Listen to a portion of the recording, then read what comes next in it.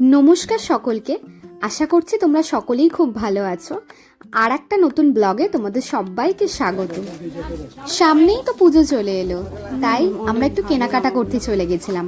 আমি ডিউটি থেকে ফিরে হাওড়া ময়দানে গেছিলাম, মা আমার সাথেই গেছিল, কিন্তু দিদি আর দিদির মেয়ে গেছিল রামতলা থেকে, মানে ওদের বাড়ি থেকে আমাদের সাথে কেনাকাটা করতে।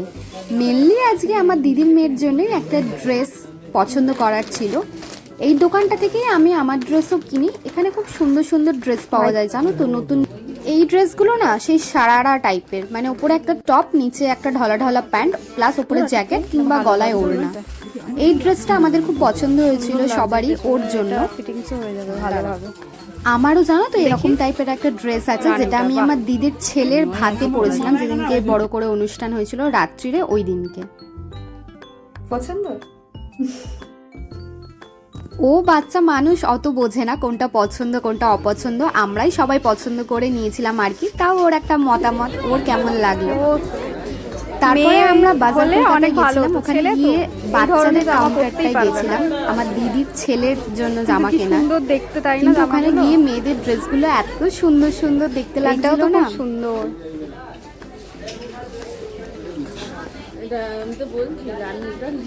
গোগো মেয়ে হলেই ভালো হতো, বলো। ছেলে হয়ে মুশকিল হয়ে গেছে।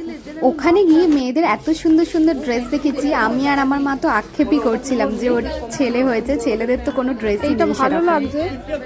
তারপরে একটা পছন্দ করে মোটামুটি করে নিয়ে এলাম। তাছাড়াও আমার দিদিদের জন্য ড্রেস দেখছিলাম, কুর্তি, চুড়িদার, অনেক কিছু। দোকান থেকে বেরোতে না বেরোতেই দেখলাম যে একটা খুব সুন্দর মা কালীর পুজো হয়েছে, মানে এখানে ঠাকুরটা নতুন এসেছে, কি সুন্দর লাগছে দেখতে, তাই না?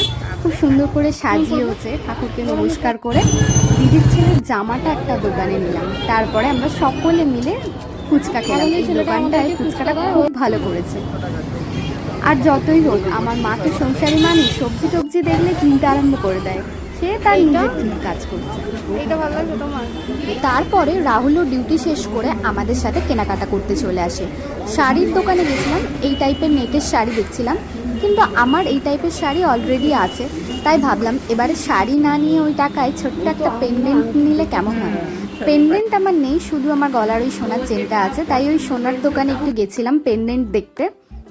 অনেক পছন্দের পর এই বাটারফ্লাই পেন্ডেন্টটা আমার খুব পছন্দ হয়, তাই শাড়ি না কিনে এই বছর পুজোতেই পেন্ডেন্টটাই কিনে খুব খুশি হয়েছিলাম আমি। তারপরে চলে গেছিলাম রাহুলের জন্য পাঞ্জাবি দেখতে। সাদা, কালো আর লাল, এই তিনটে কালারের মধ্যেই আমরা বেশিরভাগ দেখছিলাম। তার মধ্যেই কালো পাঞ্জাবিটা আমাদের বেশ পছন্দ হয়, লালটাও ভালো লাগছিল দেখতে। অবশেষে অনেক রকম পাঞ্জাবি দেখে ওই কালো পাঞ্জাবিটাই আমরা নিয়েছি। খুব পছন্দ হয়েছিল আমাদের দেখতে। আজকের বাজারটা দেখেছেন কি ভিড়, কেনাকাটা সবার একদম আরম্ভ হয়ে গেছে। রবিবার বলে এত পুজোর শপিং শুরু হয়। এই শাড়িটা দেখো, ওটা শাড়ি না, কার্পেট। কেনাকাটা শেষ হতেই ওর মতন বাড়ি চলে যায়, আর আমরাও বাড়ি চলে আসি।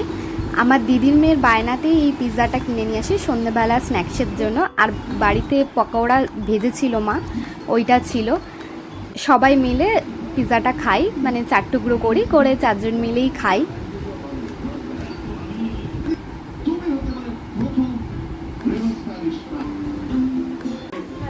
কেমন খেতে বাবু? তারপরে আগের দিনের যে শাউরটা দেখিয়েছিলাম রাত্রিরের ডিনারের জন্য, শাউর, আলু আর চিংড়ি মাছের তরকারি করতে চলে যাই। চলুন আজকে আপনাদের সাথেও রেসিপিটা শেয়ার করি। ভালো করে লাল করে ভাজতে না, হালকা হালকা ভাজা ভাজা ভাজা। চিংড়ি মাছটা বেশ ভালোই মোটামুটি করে ভাজা হয়ে গেছে, এবার চিংড়ি মাছটা তুলে নেবে, তাই তো মা? শাউর আর আলুটাকে ডুমো ডুমো করে কেটে ভালো করে ধুয়ে নিতে হবে। চিংড়ি মাছের তেলটা থাকার সাথে সাথে আরেকটু তেল দিয়ে এটা কড়াতে দিয়ে দিলাম। আর চিংড়ি মাছের তেলটা ফেলে দিলে না টেস্টটা ঠিক আসে না আর আগের মতন। শাউর আর আলুটা তেলে দিয়ে দেওয়া হলো। এবার লাল লাল করে ভাজা হয়ে গেছে, এবার তুলে নেব।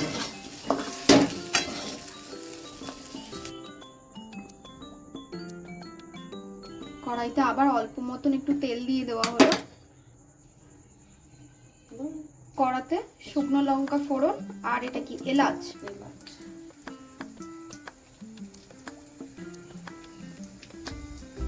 তারপরে জিরে ফোড়ন দিয়ে ঝুরঝুরি করে কেটে রাখা পেঁয়াজটাকে দিয়ে ভালো করে ভেজে নিতে হবে। পেঁয়াজটা ভালো করে ভাজা ভাজা মতন হয়ে গেলে তাতে আদা রসুন পেস্টটা দিয়ে দিতে হবে। পেঁয়াজটা একটু ভাজা ভাজা করে এতে আদা রসুনের পেস্ট দেওয়া হবে। এবার তেলের মধ্যে আদা রসুন আদা পেস্টটা রসুন বাটাটা দিয়ে দিতে হবে, দিয়ে ভালো করে ভাজা ভাজা করে নিতে হবে।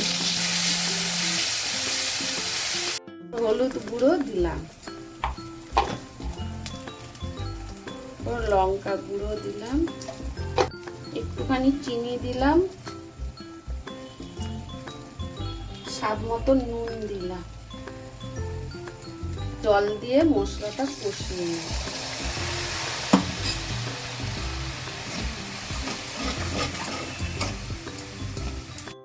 এবার ঢাকা চাপা দিয়ে মশলাটা কষানো হবে যতক্ষণ না তেল বেরোচ্ছে মশলা থেকে। মশলাটা কষানো হয়ে গেছে, ঢাকা খুলে দেখি তেলও ছেড়ে গেছে, দেখতে পাচ্ছেন? এবার ওই যে শাউর আর আলুটা ভেজে রেখেছিলাম ওইটাই মশলার মধ্যে দিয়ে খুন্তি দিয়ে নাড়াচাড়া করে মশলাটা গায়ে গায়ে মাখিয়ে নেব। এবার চিংড়ি মাছগুলো কড়াইতে দিয়ে দিলাম। জলটা দিয়ে নাড়াচাড়া করে গ্যাসটা একটু হাই ফ্লেমে করে দেব যাতে ঝোলটা ফুটে ওঠে। ঝোলটা ফুটে উঠলে ঢাকা চাপা দিয়ে 15-20 মিনিট রেখে দেব যাতে আলুটা সিদ্ধ হয়ে যায়। আজকে রাতে আমরা ভাত খাবো, ভাত দিয়ে তো এটা জাস্ট জমে যাবে।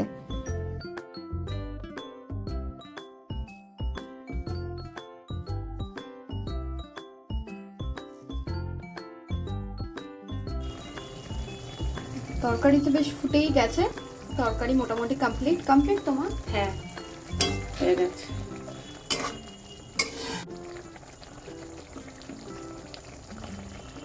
আলুও সেদ্ধ হয়ে গেছে, খুব ভালো গন্ধও ছাড়ছে।